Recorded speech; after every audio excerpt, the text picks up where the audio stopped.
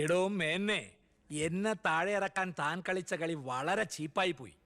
അവറാച്ചൻ എന്തായി പറയുന്നേ? ഒന്നും പറയണ്ട, സൂത്രധാരൻ താനാണെന്ന് എനിക്കറിയാം. താൻ ഒന്നോർത്തോ, തനിക്കെതിരെയുള്ള വജ്രായുധ എന്റെ കയ്യിലുണ്ട്. ഞാൻ അതെടുത്ത് പ്രയോഗിക്കാൻ പോവുക.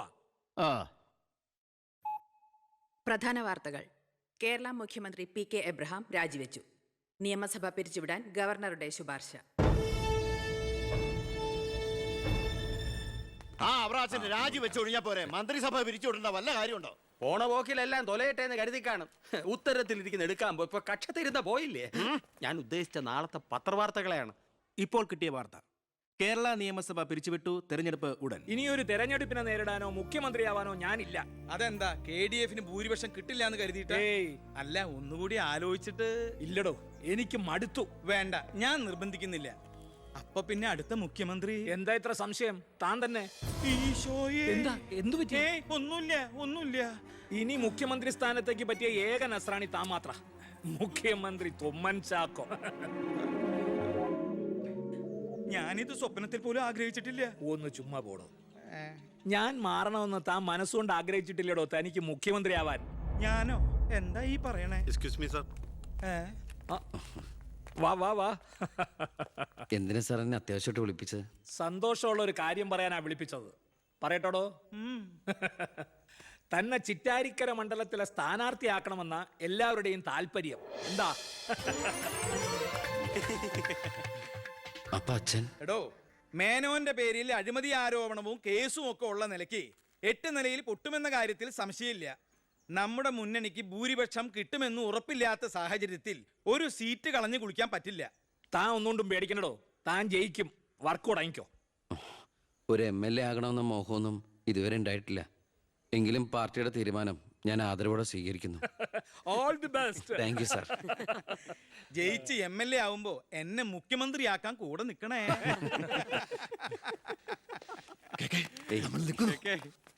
ഞാൻ ജീവിച്ചിരിക്കുമ്പോ ചിറ്റാരിക്കര മണ്ഡലത്തിൽ പുതിയൊരു സ്ഥാനാർത്ഥിയെ കുറിച്ച് ചിന്തിക്കേണ്ട കാര്യമില്ല. അത് നടക്കില്ല. കഴിഞ്ഞ 25 കൊല്ലമായിട്ട് ഞാൻ MLA ആയിരുന്നു, മന്ത്രിയായിരുന്നു. പക്ഷെ ജനത്തിന് ഇപ്പൊ തിരിച്ചറിവ് വന്നു തുടങ്ങി. എന്നെ ഓരോ സീറ്റും വിലപ്പെട്ടതാ. വാശിപ്പുറത്ത് അത് വെറുതെ പാഴാക്കി കളയരുത്. പോടാ അവിടുന്ന്. എനിക്കെതിരെ ഇതിലും വലിയ ആരോപണങ്ങൾ ഉണ്ടായിരുന്ന കാലത്തും കേരളം മുഴുവൻ ജനപക്ഷ തരംഗം ആഞ്ഞടിച്ചിട്ടും വൻ ഭൂരിപക്ഷത്തോടെ വിജയിച്ചവനാ ഈ ബാലഗംഗാധര. ഇന്നിപ്പൊ പുളിച്ച പൗരധർമ്മം വിളമ്പുന്ന ഈ തൊമ്മിച്ചടക്കം പലരും അന്ന് തോറ്റു തുന്നം പാടി ചരിത്രം മറക്കണം. ഞാൻ തോറ്റത് നിങ്ങളുടെ ഗ്രൂപ്പ് കാലുവായതുകൊണ്ടാണ്. വേറെ ആരും അല്ലല്ലോ മേന്നെ, തന്റെ മകനല്ലേ സ്ഥാനാർത്ഥി. കൊള്ളാം. അവറാച്ചന്റെ 18ാമത്തെ അടവ് കൊള്ളാം. അച്ഛനെതിരായി മകനെ വെച്ച് കളിക്കുക. ഇതേ പിള്ളേര് കളിയല്ല. ജനപക്ഷത്തിന്റെ സ്ഥാനാർത്ഥി നിസാരക്കാരനല്ല. എന്തൊക്കെ പറഞ്ഞാലും മുഖ്യമന്ത്രി രാജിവെക്കുന്ന കാര്യമല്ല. പിന്നെ ചിറ്റാരിക്കര മേനോൻ സാറിന് തന്നെ വേണം. അതൊഴികെ മറ്റെല്ലാ സ്ഥാനാർത്ഥികളെയും നമുക്ക് അംഗീകരിക്കാം. പക്ഷേ മേനോൻ സാറിനെ മാറ്റി നിർത്തിക്കൊണ്ടുള്ള ഒരു ഒത്തുതീർപ്പിനും ഞങ്ങൾ ആരും തയ്യാറില്ല. അതെ, മേനോനെ സ്ഥാനാർത്ഥിയാക്കിക്കൊണ്ടുള്ള ഒരു ഒത്തുതീർപ്പിന് ഞങ്ങൾ നേരല്ല. പാർട്ടി വളർത്തി പോകാൻ നിന്നവരവര് തെരഞ്ഞെടുപ്പ് പെട്ടെന്ന് വന്നപ്പോ ഇവിടെ തന്നെ കൂടി. ഈ മുന്നണി വിട്ട് എന്നാൽ പൂ വിട്ട് സ്വീകരിക്കും ജനപക്ഷ മുന്നണി. എന്റെ ഗ്രൂപ്പിന് KDF കിട്ടുന്നതിനേക്കാൾ കൂടുതൽ സീറ്റ് കിട്ടുകയും ചെയ്യും. ദിവാകര, ഇനി ഇവിടെ നിൽക്കണ്ട, വാടോ പോകാം. അയ്യേ, നിങ്ങൾ ഇവിടെ ഇരിക്കി. ആരെങ്കിലും എന്തെങ്കിലും തമാശ പറഞ്ഞു വെച്ചാൽ അത് കാര്യാക്കുക. ചിറ്റാരിക്കരയിൽ മേനോൻ തന്നെ സ്ഥാനാർത്ഥി. അപ്പം നമ്മൾ ഗ്രൂപ്പെല്ലാം മറന്ന് തെരഞ്ഞെടുപ്പിനെ ഒറ്റക്കെട്ടായി നേരിടുന്നു. ഇനി എല്ലാവരും ഒന്ന് കൈയടിച്ച് പാസാക്കി.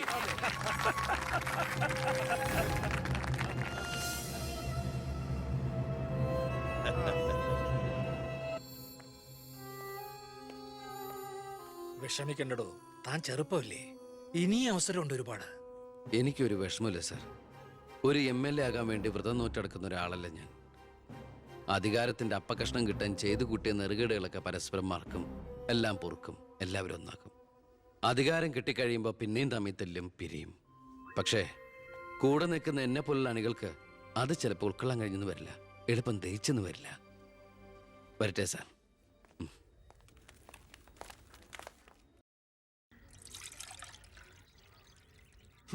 പാർട്ടി പോകാൻ പറ. അവരവരുടെ സീറ്റ് നിലനിർത്താൻ വേണ്ടി എല്ലാം മറന്ന് അവരൊന്നായി. തന്തയ്ക്ക് പറക്കാത്ത വർഗം. ഈ നാറിയ രാഷ്ട്രീയ വ്യവസ്ഥയാണ് എതിർക്കേണ്ടതും പൊളിക്കേണ്ടതും. ഞങ്ങളുടെ അഭിപ്രായം പറയട്ടെ, നീ സ്വതന്ത്രനായിട്ട് മത്സരിക്കണം. ശക്തമായ 2 മുന്നണികൾക്കെതിരെ മത്സരിക്കാനോ? എന്നിട്ട് കെട്ടിവെച്ച കാശിന് അവിടെ പോവും. ജയിക്കാൻ വേണ്ടിട്ടല്ല, പിന്നെ യൂത്തിന്റെ പ്രതിഷേധം അറിയിക്കാനാ. എന്നാലും അച്ഛനെതിരായിട്ടല്ല, അച്ഛന്റെ രാഷ്ട്രീയ നയങ്ങൾക്കെതിരായിട്ടാണെന്ന് എപ്പോഴും നീ പറയാറില്ലേ? അതുകൊണ്ടാ. പോലീസുകാർക്ക് രാഷ്ട്രീയം പാടില്ലെന്നാ. എങ്കിലും ഒന്ന് പറയാം, ഞാൻ ഇവരുടെ അഭിപ്രായത്തോട് പൂർണ്ണമായി യോജിക്കുന്നു. എന്താടോ, മത്സരിച്ചുകൂടെ? അധികാരമില്ലാതെ താൻ ഇവിടെ കിടന്ന് വിളിച്ചു കൂവിയിട്ടും പോരാടിയിട്ടും ഇവിടെ ഒരു മാറ്റവും സംഭവിക്കാൻ പോകുന്നില്ല. തന്നെ പോലെ സാമൂഹ്യ ബോധവും നിശ്ചയദാർഢ്യവും തൻ്റെ ഉള്ളതിന് മുമ്പിൽ നെഞ്ചു വിരിച്ചെന്ന് സല്യൂട്ട് ചെയ്തിട്ട് ഒരൊറ്റ ദിവസമെങ്കിലും അന്തസ്സോടെ ജോലി ചെയ്യണമെന്ന് ആഗ്രഹം ഉണ്ടോ? പിന്നെ ഈ ജയവും പരാജയവും ഒക്കെ നമ്മൾ ദൈവത്തിന് വിടുന്നു. 1000 വോട്ടേ തനിക്ക് കിട്ടിയുള്ളൂവെങ്കിലും ആ 1000 പേരും തന്റെ ഒപ്പമാ. തന്റെ നേതൃത്വം അംഗീകരിച്ചവരാ. അത് മതിയടോ. സാർ ഞാൻ വേണ്ട, താൻ ഒന്നും പറയണ്ട. ഇത് ഞങ്ങളുടെ തീരുമാനം. അനുസരിക്കണം. ഞങ്ങളുണ്ട് കൂടെ.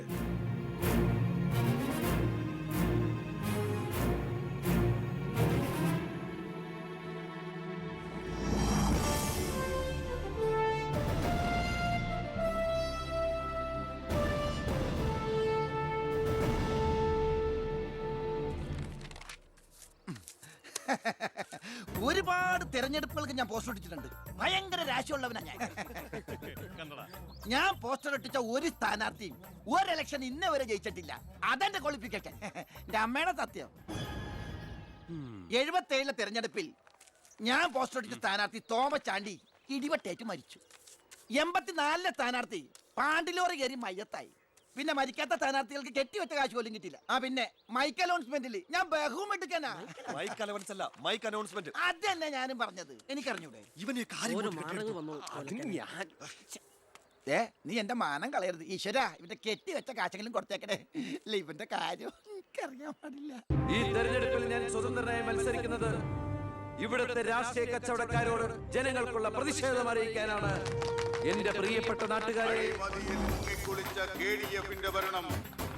ഈ രാജ്യത്തിൽ ജനപക്ഷ മുന്നണി സ്ഥാനാർത്ഥി സഖാവ് ജനാർദ്ദനൻ പിള്ളയ്ക്ക് അരിവാൾ അടയാളത്തിൽ വോട്ട് രേഖപ്പെടുത്തുവാൻ പ്രിയപ്പെട്ട വോട്ടർമാരെ, KDFന്റെ ശക്തനായ സ്ഥാനാർത്ഥി ശ്രീ ബാലഗംഗാധര മേനോന് ശാന്തിയുടെയും സമാധാനത്തിന്റെയും ചിഹ്നമായ അമ്പും വില്ലും അടയാളത്തിൽ നിങ്ങളുടെ വിലയേറിയ വോട്ടുകൾ രേഖപ്പെടുത്തി വമ്പിച്ച ഭൂരിപക്ഷത്തോടെ വിജയിപ്പിക്കുവാൻ അപേക്ഷിക്കുകയാണ്, അഭ്യർത്ഥിക്കുകയാണ്. ജനാധിപത്യ വിശ്വാസികളെ, നാട്ടുകാരെ, അഴിമതിക്കാരെയും കൊള്ളക്കാരെയും ഈ നാട്ടിൽ നിന്ന് എത്രയും പെട്ടെന്ന് കെട്ടുകെട്ടിക്കുന്നതിന് യുവത്വത്തിന്റെ പ്രതീകമായ കൃഷ്ണകുമാറിന് നമ്മുടെ ദേശീയ മൃഗമായ സിംഹം. ഒന്നും മിണ്ടാണ്ടിരിക്കും. അതെന്നെ ഞാൻ പറയാൻ പോണത്. നമ്മുടെ ദേശീയ മൃഗമായ കടുവയുടെ സ്വന്തം ചേട്ടനായ സിംഹം അടയാളത്തിൽ വോട്ടുകൾ രേഖപ്പെടുത്തി വിജയിപ്പിക്കണമെന്ന് അഭ്യർത്ഥിക്കുകയാണ്, അപേക്ഷിക്കുകയാണ്. ഇലക്ഷൻ ഫണ്ടിലേക്ക് സംഭാവനയായി കിട്ടിയ പണം മുഴുവൻ എടുത്ത് ഇലവാക്കേണ്ട കാര്യമൊന്നുമില്ല. അല്ലാതെ തന്നെ അച്ഛൻ ജയിക്കും, ഉറപ്പാ. അത് ശരിയാ. ഇനി അഥവാ തോറ്റാ തന്നെ ആ പണം എന്തെങ്കിലും സൈഡ് ബിസിനസിന് ഉപകരിക്കും. പിസ കച്ചവടോ കുഴൽ പണമോ. തോൽവി എന്ന വാക്ക് എന്റെ ചരിത്രത്തിലില്ല. സ്കൂളിൽ പോകാത്തോണ്ട് അവിടെയും തോറ്റിട്ടില്ല. ഞാൻ ഉദ്ദേശിച്ച എന്നെ തന്നെയാ. വന്നല്ലോ എതിർകക്ഷി. അയ്യോ, ദേ അങ്ങോട്ട് കൊടുക്കടി. വോട്ട് ചോദിച്ച് തെണ്ടി തെരിഞ്ഞ് ക്ഷീണിച്ചു വന്നിരിക്കുക. കുടുംബത്തിന് മാനക്കേടുണ്ടാക്കാനും പത്രക്കാർക്ക് കഥകൾ ഉണ്ടാക്കാനും കോമാളി വേഷം കിട്ടി ഇറങ്ങിയിരിക്കുക. സംശയമുണ്ടോ? കഷ്ടാൽ കഷ്ടം. അച്ഛന് കിട്ടേണ്ട കുറച്ച് വോട്ടുകൾ പിടിക്കുമായിരിക്കും, എന്നിട്ട് ജയിക്കൂ. അതുമില്ല. അതുകൊണ്ട് ആർക്കാ നേട്ടം? ജനപക്ഷ മുന്നണിക്ക്. യവൻ കാരണം ആർക്കും ഒരു ഗുണം കിട്ടില്ല. ഇവനൊക്കെ ആര് വോട്ട് കൊടുക്കാനാ? ഈ കുടുംബത്തിന് പോലും ഒരു വോട്ട് കിട്ടുകൂടാന്നൊക്കെ.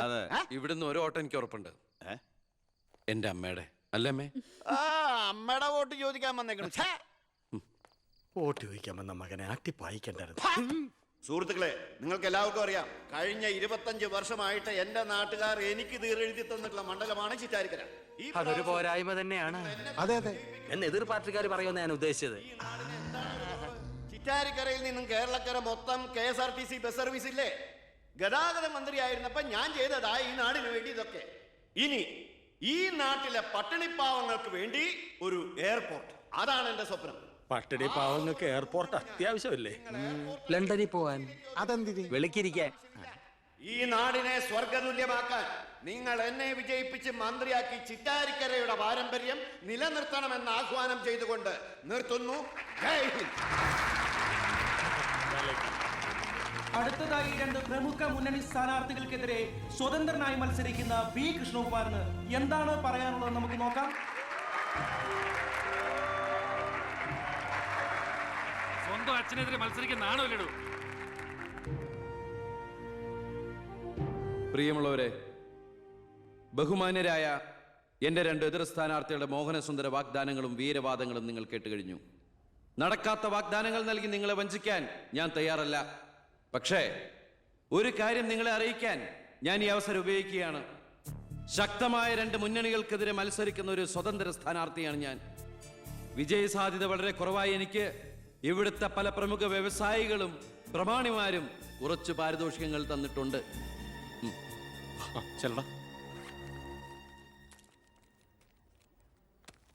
ഇത് 5 ലക്ഷം രൂപയുണ്ട്. നമ്മുടെ മുന്നിലിരിക്കുന്ന നന്മ നിറഞ്ഞ ശ്രീ ചാണ്ടിച്ചൻ സംഭാവനയായി തന്നതാണ് ഈ തുക.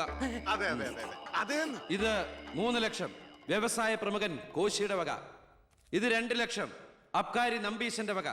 ഇത് 1 ലക്ഷം കോൺട്രാക്ടർ സരസന്റെ വക. വിജയസാധ്യത ഒട്ടുമില്ലാത്ത എനിക്ക് ഇത്രയൊക്കെ കിട്ടിയിട്ടുണ്ടെങ്കിൽ വിജയത്തിന്റെ തൊട്ടടുത്ത് നിൽക്കുന്ന എന്റെ എതിർ സ്ഥാനാർത്ഥികൾക്ക് എത്രയൊക്കെ കിട്ടി കാണും. ഈ ചിറ്റാരിക്കരയുടെ അഭിമാനമായ സന്മനസ്സുള്ള ചാണ്ടിച്ചൻ പറയണം, താങ്കൾ എത്ര രൂപ സംഭാവനയായിട്ട് കൊടുത്തു എന്ന്. ആ നല്ല മനസ്സ് ജനങ്ങളൊക്കെ ഒന്ന് അറിയട്ടെ എന്ന്. ജനാർദ്ദനം പിള്ളക്ക് 10 ലക്ഷം, മേനോൻ സാറിന് 20 ലക്ഷം അല്ലേ? സത്യമാണെന്നാണ് പറയല്ല. പണം പിടിച്ചോ. താങ്ക് യു ചാണ്ടിച്ചൻ. കർത്താവ് തരുന്നു, ഞാനത് കൈനീട്ടി വാങ്ങിക്കുന്നു.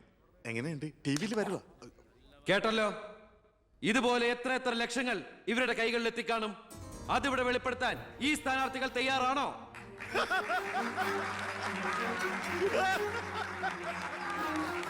ബഹുമാന്യരെ, ഈ പണം കൊണ്ട് എന്റെ പോസ്റ്ററുകൾ അച്ചടിച്ച് ഈ മണ്ഡലം മുഴുവൻ ഒട്ടിക്കാം, ബാനറുകൾ കെട്ടാം, വോട്ടുകൾ വിലയ്ക്ക് വാങ്ങാം.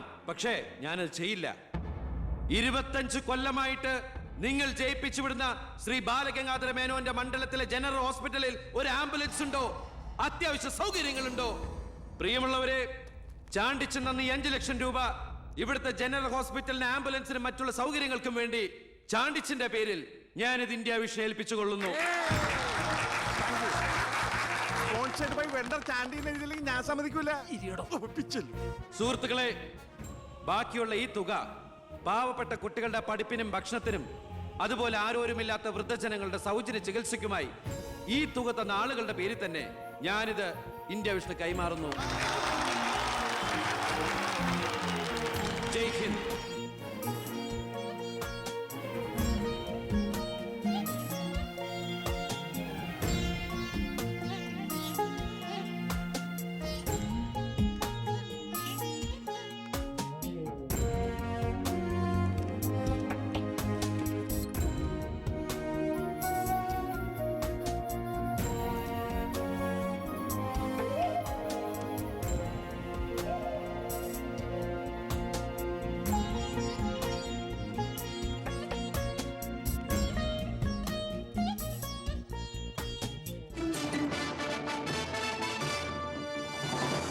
പന്ത്രണ്ടാം നിയമസഭയിലേക്ക് നടന്ന വാശിയേറിയ തെരഞ്ഞെടുപ്പിൽ 72% വോട്ട് രേഖപ്പെടുത്തി. വിവിധ കൗണ്ടിംഗ് സെന്ററുകളിലായി രാവിലെ 8 മണിക്ക് തന്നെ വോട്ടെണ്ണൽ ആരംഭിച്ചു.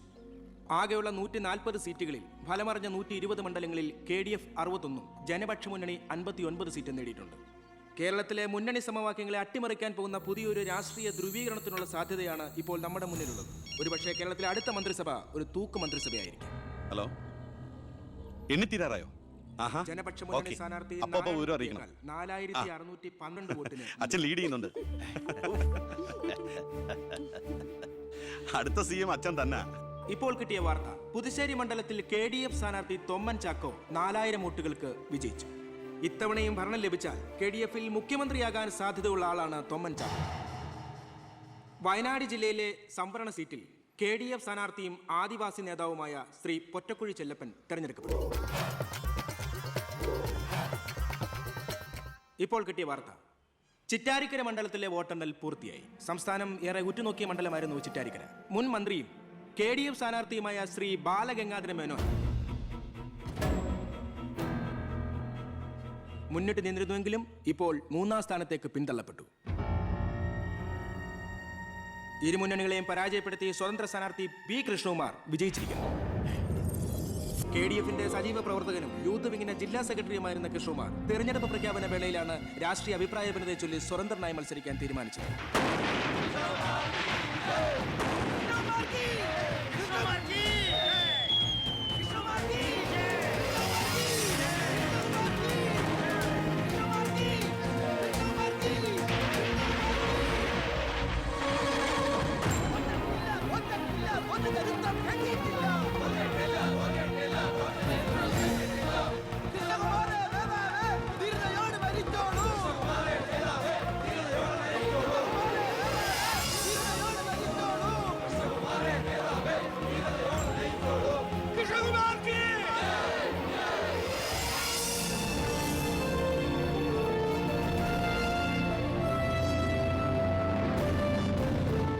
നമസ്കാരം. പ്രധാന വാർത്തകൾ.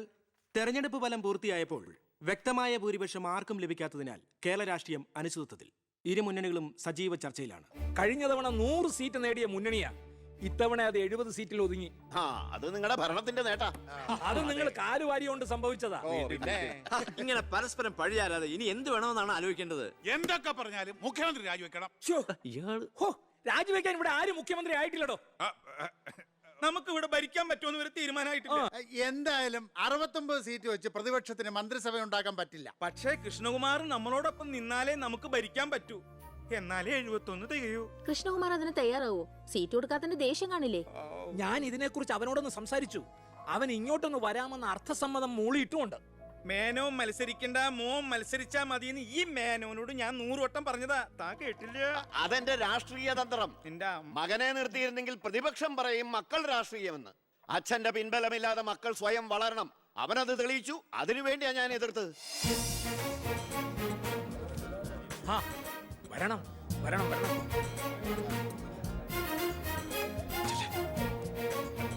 മിടുക്കൻ മിടുക്കൻ. എന്നോട് പിണക്കൊന്നുമില്ലല്ലോ. എന്തിന്? ഇത് പൊളിറ്റിക്സ് അല്ലേ? ഇവിടെ വേണ്ടത് സ്പോർട്സ്മാൻ സ്പിരിറ്റ് അല്ലേ? നീ ഇരിക്കടാ. അങ്ങോട്ട് ഇരിക്കേ. വേണ്ട സാർ. കൃഷ്ണകുമാറിന്റെ പിന്തുണ ഞങ്ങൾക്ക് പ്രതീക്ഷിക്കാമല്ലോ അല്ലേ? ഞാൻ പിന്തുണച്ചാലേ KDF മന്ത്രിസഭ ഉണ്ടാക്കാൻ സാധിക്കുമെന്ന് എനിക്ക് നന്നായിട്ട് അറിയാം. ചെറുപ്പം മുതൽ പ്രവർത്തിച്ചു പോന്ന പ്രസ്ഥാനത്തിന്റെ കൂടെ നിൽക്കാൻ എനിക്ക് സന്തോഷമേ ഉള്ളൂ. പക്ഷെ ഒരു ഡിമാൻഡ് ഉണ്ട്. ആഭ്യന്തരം എനിക്ക് കിട്ടണം.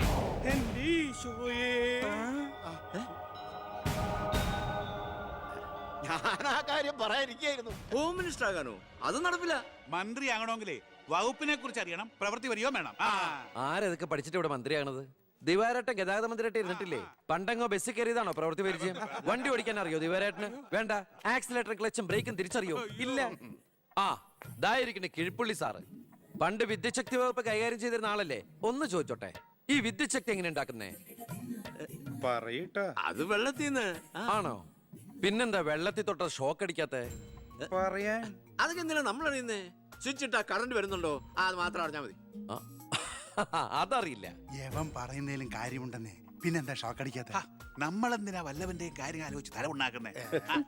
ഏതൊരു ജോലിക്കുണ്ട് യോഗ്യത ടെസ്റ്റ്.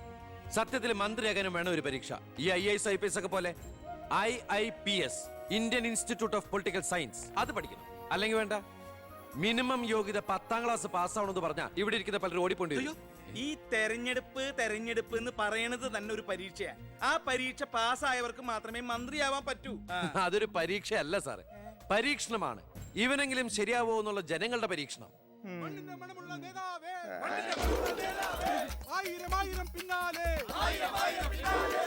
മതി. ഇനി നിങ്ങൾ ഇവിടുന്ന് ജൈവിച്ചോ. ഞാൻ പറയാതെ ആരും നിർത്തരുത്. മണമുള്ള നേതാവേ, ആയിരം ആയിരം പിന്നാലെ. എന്തിനാ ഇങ്ങനെ ഓരോന്നിനെ സൃഷ്ടിക്കണേ? അപ്പൊ സാറേ, എന്റെ കക്ഷി മത്സരിച്ച 3 സീറ്റിലും ഞങ്ങൾ വിജയം കണ്ടെത്തി കഴിഞ്ഞു. ഇവരുന്ന മന്ത്രിസഭയിൽ ആഭ്യന്തരം തന്നെ പിടിക്കാനാണ് എന്റെ തീരുമാനം. എങ്കിലും ഞാൻ ഇറങ്ങാണ്. അയ്യോ പോകല്ലേ, നമുക്ക് ചർച്ച ചെയ്യാം. എന്റെ തീരുമാനത്തിൽ മാറ്റൂല. ഇല്ലെങ്കിൽ വീണ്ടും ഒരു ഇലക്ഷൻ നേരിടാൻ അല്ല, തയ്യാറല്ല. ഞാൻ പറയുന്നു കേക്ക്. തിരക്ക് വേണ്ട. നിങ്ങൾ സമയമെടുത്ത് ആലോചിച്ചിട്ട് മതി. അവൻ പറഞ്ഞതിൽ ഒരു തെറ്റുമില്ല. ആഭ്യന്തരം അവന് തന്നെ കൊടുക്കണം. ആഭ്യന്തരം വിട്ടൊരു കാലിരിക്കില്ല. അഭ്യന്തരം എന്ന് പറയാൻ തനിക്ക് എന്ത് യോഗ്യതയാണോ ഉള്ളത്? മന്ത്രിസഭ ഉണ്ടാക്കാൻ അവൻ വേണം. കൃഷ്ണകുമാർ തനിക്കറിയോ? എന്നെ ഒന്നുകൂടെ വന്നേ. അവൻ പണങ്ങി പോയതാണോ? കാര്യം കാണാൻ കഴുതക്കാരും പിടിക്കണം. ഞാൻ ആരുടെ കാല് പിടിക്കണം പറഞ്ഞേ? തന്റെ കാല് പിടിക്കണോ? തന്റെ മോന്റെ കാല് പിടിക്കണോ? ഞാൻ ആരുടെയും പിടിക്കാൻ തയ്യാറാ. ഒന്നുകൂടെ ആലോചിച്ചിട്ട് പോരെ പക്വതയില്ലാത്ത ഒരുത്തന്റെ കയ്യിൽ ആഭ്യന്തരം കൊടുക്കാൻ. അവന്റെ പിറകിൽ ഞാനില്ലടോ. അവനെ മുന്നിൽ നിർത്തി ഞാൻ ഭരിക്കും. ആരൊക്കെ എന്തൊക്കെ പറഞ്ഞാലും ആഭ്യന്തരം ഞാൻ വിട്ടു തരില്ല. തനിക്ക് കൈയിട്ട് വരാൻ പറ്റിയ ഒരു വകുപ്പ് തന്നാ പോരെ? തരാം. എങ്കിൽ വനം മതി. നമുക്ക് സാവധാനം വെളുപ്പിച്ചെടുക്കാം. അതിന് യോഗ്യതയിലൊന്ന് മാത്രം ആരും പറയരുത്. കാരണം ഞാൻ കാടിന്റെ മകനാണ്. കൃഷ്ണകുമാറായ ഞാൻ നിയമം വഴി സ്ഥാപിതമായ ഭാരതത്തിന്റെ ഭരണഘടനയോട് ഒരു മന്ത്രി എന്ന നിലയിൽ എന്റെ കർത്തവ്യങ്ങൾ വിശ്വസ്തയോടെ മനസാക്ഷിയെ മുൻനിർത്തി നിർവഹിക്കുമെന്നും ബി കൃഷ്ണകുമാർ ആഭ്യന്തരമന്ത്രിയായി സത്യപ്രതിജ്ഞ ചെയ്ത് അധികാരമേറ്റു. ഗവർണർ നരേന്ദ്ര ഷെറാവത്ത് സത്യവാചകം ചൊല്ലിക്കൊടുത്തു. തൊമ്മൻ ചാക്കോ മന്ത്രിസഭയിലെ ഏറ്റവും പ്രായം കുറഞ്ഞ മന്ത്രിയാണ് ബി കൃഷ്ണകുമാർ.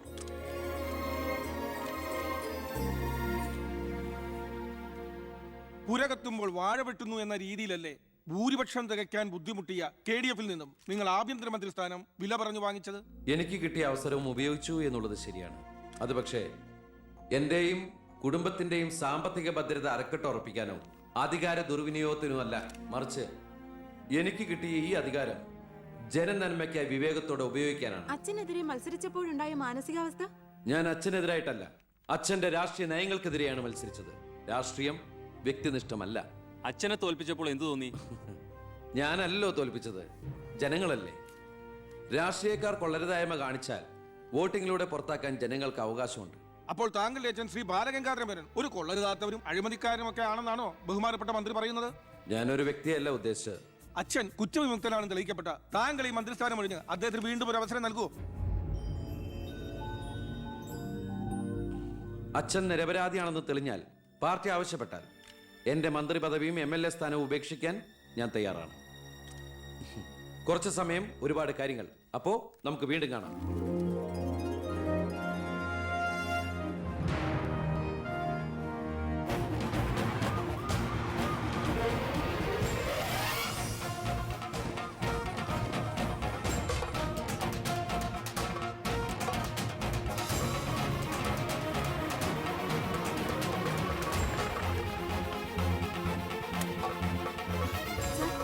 സോറി, ആവശ്യത്തിലേറെ ചോദ്യങ്ങൾക്കുള്ള ഉത്തരം ഞാൻ പറഞ്ഞു കഴിഞ്ഞു. ഇനിയും ആവർത്തിച്ചാൽ വെറും വാചക കസർത്ത് നടത്തുന്ന ഒരു ഹോം മിനിസ്റ്ററായി പോകും ഞാൻ. പ്ലീസ് പ്രവർത്തിച്ച് കാണിക്കാനുള്ള സാവകാശം തരൂ. അപ്പൊ പിന്നെ കാണാം.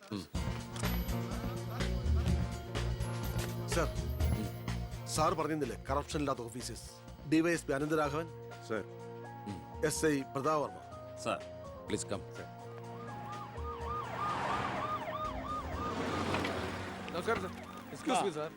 ഈ മന്ത്രിസഭ കാലാവധി പൂർത്തിയാക്കും. ക്യാബിനറ്റ് മീറ്റിംഗ് കഴിഞ്ഞിട്ട് പറയാം. 5 കൊല്ലം ഞാൻ ഇവിടെ ഉണ്ട്. മീറ്റിംഗ് കഴിഞ്ഞിട്ട് പറയാം. മീറ്റിംഗ് കഴിഞ്ഞിട്ട് പറയാന്ന് പറഞ്ഞില്ലേ? എന്റെ പേഴ്സണൽ പ്രൊട്ടക്ഷൻ വിങ് എന്ന പേരിൽ സാറും സാറിന്റെ ഗ്രൂപ്പും എന്നോടൊപ്പം ഉണ്ടാവണം. അത് പക്ഷെ എന്നെ പ്രൊട്ടക്ട് ചെയ്യാൻ വേണ്ടിയിട്ടല്ല, ഈ നാടിനെ പ്രൊട്ടക്ട് ചെയ്യാൻ എനിക്ക് നിങ്ങൾ ആവശ്യമാണ്. എന്നെക്കാൾ ഉയർന്ന റാങ്കുള്ള എനിക്ക് കമ്മ്യൂണിക്കേറ്റ് ചെയ്യാൻ എളുപ്പം സാറുമായിട്ട്. പണ്ട് ലാത്തി ചാർജുകൾക്കിടയിൽ സാർ പലവട്ടം എന്നെ ലാത്തിയുമായിട്ട് പരിചയപ്പെട്ടിട്ടില്ലേ സാർ? അതല്ല സാർ. പിന്നെന്താ സാർ? ഒരു റിക്വസ്റ്റ് ഉണ്ട്. യെസ്. സാർ ഇനി എന്നെ സാറേന്ന് വിളിക്കരുത്. ഒരു മന്ത്രിയായെന്ന് കരുതി പെട്ടെന്ന് അപ്പനെ കയറി അവസരപ്പെട്ടാന്ന് വിളിക്കാൻ പറ്റുമോ? ഞാൻ സാറേന്ന് വിളിച്ച് ശീലിച്ചു പോയി.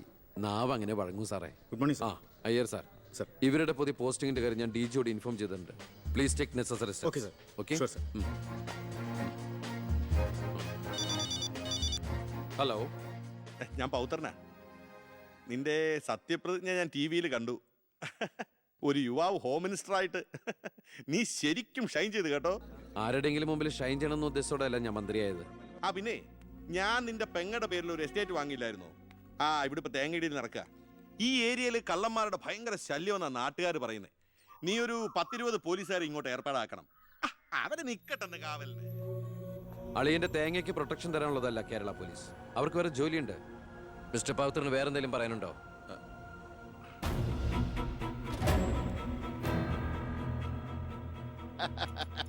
പല വകുപ്പുകളും കൈകാര്യം ചെയ്തിട്ടുണ്ടെങ്കിലും ആഭ്യന്തരം ഇതാദ്യ. മരുന്ന് പയ്യനല്ലേ, അവരെ എക്സ്പീരിയൻസ് ഇല്ലല്ലോ. അതുകൊണ്ട് ഭരണം ഒക്കെ ഞാൻ തന്നെയാ. ആയിക്കോട്ടെ, വിളിയോട് വിളി. അത് പിന്നെ വിളിക്കാതിരിക്കൂ. സാറിന്റെ ലേഖനം അപാരം. ഇനി അങ്ങോട്ട് ശുക്രദേശയാ. തട്ട് ചെണ്ടയ്ക്കും തുട്ടുപാരാർക്കും. അങ്ങനെ ഞാൻ ഉദ്ദേശിച്ചത് മന്ത്രിയായതിന്റെ ചെണ്ടോട്ടും ആഘോഷവും. ഇരിക്കേ അച്ഛാ, ഒരു മിനിറ്റ്. അനുഗ്രഹം മേടിക്കാനായിരിക്കും. ആയിക്കോട്ടെ ആയിക്കോട്ടെ. അച്ഛൻ അവിടെ ഇരിക്കേ. ഇത് മന്ത്രിയുടെ കസേരയല്ലേ? ഇവിടെ ഇരിക്കേണ്ട ഞാൻ ഇവിടെ ഇരുന്നില്ലെങ്കിൽ അവിടെ പട്ടി കയറി ഇരുന്ന് ഇറങ്ങി. ഞാൻ ഉദ്ദേശിച്ചത് ഒരു ബനാന ടോക്കാണ്. പഴഞ്ചൊല്ല് കയ്യിൽ നിന്ന് പോയി ഉണ്ടായിരുന്നു. അച്ഛൻ ഒരുപാട് കൊല്ലായിട്ട് ഈ നാടിനു വേണ്ടി കഷ്ടപ്പെടുന്നതല്ലേ? ഇനി കുറച്ചു കാലം റെസ്റ്റ് എടുക്ക്. നമുക്ക് ആരോഗ്യമൊക്കെ നോക്കണ്ടേ? അതെ അതെ, മകൻ ഇവിടെ ഹോം മിനിസ്റ്റർ ആകട്ടെ. അച്ഛൻ ഇനി കുറച്ച് നാള് ഹോമിലെ മിനിസ്റ്റർ ആകട്ടെ. അമ്മേ, ഞാൻ ഓഫീസിൽ എത്തിയുള്ളൂ. പിന്നെ അച്ഛൻ അങ്ങോട്ട് വരുന്നുണ്ട്. കുറച്ചു കാലം അവിടെ കാണും. സന്തോഷായില്ലേ? അച്ഛന് ഇഷ്ടപ്പെട്ട ആഹാരങ്ങളൊക്കെ ഉണ്ടാക്കി കൊടുക്കണം. പാലടയും പ്രഥമനൊക്കെ ആയിക്കോട്ടെ. വേണമെങ്കിൽ വീട്ടിലൊരു ATM കൗണ്ടർ ഞങ്ങൾ ഏർപ്പാടാക്കി തരാം. ATM? അതെ, എനി ടൈം മദ്യം ചുമ്മാ അടിച്ച് വീലായിട്ട് വാള് വെച്ചോട്ടെ സാർ. ഇനിയിപ്പോ ആര് ചോദിക്കാൻ? എന്തിനാ സാർ എന്ന് സമയം കളയുന്നത്? ഇപ്പൊ പോയ സന്ധിക്കുമ്പോ വീട്ടിലെത്താം. ഇവിടെ ഞങ്ങൾക്ക് 100 കൂട്ടം പണികളുണ്ടെന്നേ. അച്ഛനോട് നിന്നാലേ നമ്മുടെ പണി നടക്കത്തില്ല.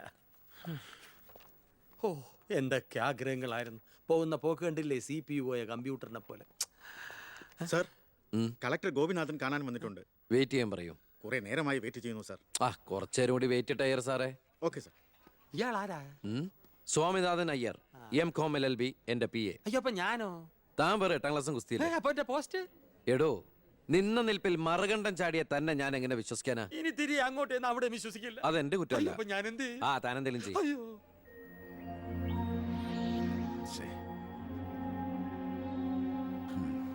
Hello mister Gopinath. ഹായ്. താനെന്താടോ ഇവിടെ? Hey minister. Oh I am sorry. തന്റെ ബ്രദറിലോ ആണല്ലോ ഹോം മിനിസ്റ്റർ. എടോ, താൻ ഇവിടെ കളക്ടറായിട്ട് 3 വർഷം തയ്യാറായില്ലേ? ദൂരത്തേക്ക് ഒരു ട്രാൻസ്ഫർ വരും മുമ്പ് ഇവിടെ തന്നെ ട്രൈ ചെയ്തൂടെ ഹോം സെക്രട്ടറി ആയിട്ട്? സത്യത്തിൽ ഞാൻ അതിനുവേണ്ടി തന്നെ വന്നത്. പക്ഷെ അളിയനകത്ത് ഭയങ്കര തിരക്ക്. Anyway okay then, best of luck. Thank you.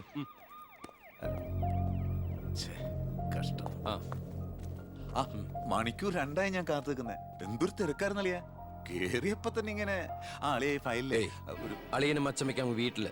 ഇത് ഹോം മിനിസ്റ്ററുടെ ഓഫീസാണ്. Call me sir. അങ്ങനെ വിളിക്കണമെന്ന് ഞാൻ പറയില്ല സർ. എന്തായാലും വിളിച്ചു പോയില്ലേ, ശീലായിക്കോട്ടെ. കണ്ടിന്യൂ ചെയ്തോളൂ. Anything official? No sir. Official meeting with the collector scheduled at tomorrow 10:30 AM. Okay, so see you tomorrow. Sir, സാറിന്റെ അമ്മായച്ചനല്ല ഇപ്പൊ മന്ത്രി, അളിയനാ. ആള് സ്ട്രൈറ്റാ, വെളച്ചിലൊന്നും നടക്കുകയല്ല. എനിക്കിട്ടും കിട്ടി തട്ട്. വിട്ടോ, എന്തൊരു സ്ട്രിക്റ്റ്.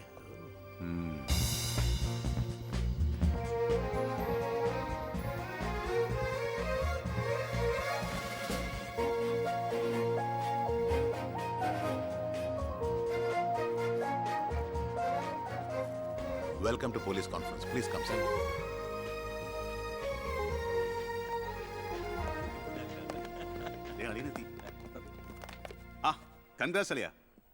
മിസ്റ്റർ DGP, നിങ്ങളുടെ പോലീസ് ഓഫീസേഴ്സ് ഹോം മിനിസ്റ്ററെ കാണുമ്പോൾ എങ്ങനെയാണ് ബിഹേവ് ചെയ്യുന്നത്? Mr. Harshan, don't you know as per protocol you have to salute your superiors? Salute the Home Minister. Sir. That's it. Keep it up.